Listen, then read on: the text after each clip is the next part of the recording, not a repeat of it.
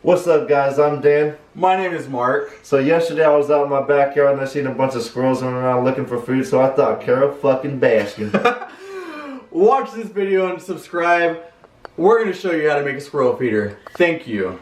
Peace.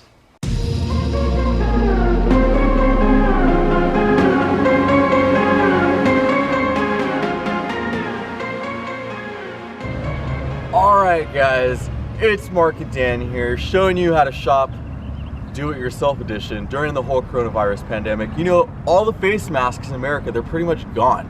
We don't have any. So you know what? I thought I'd show you guys how to effectively turn everyday household items into things you can use for a face mask. Right here I have a plaid flannel. It could just be a long sleeve shirt. You wrap it around right here.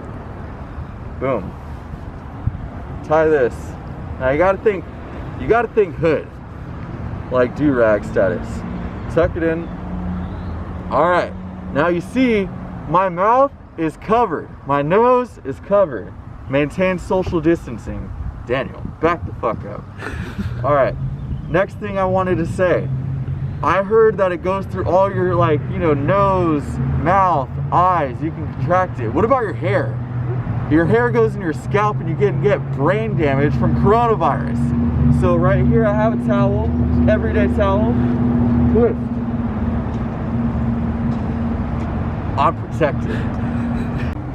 So right now I'm going in because I'm bored. I'm gonna make a squirrel.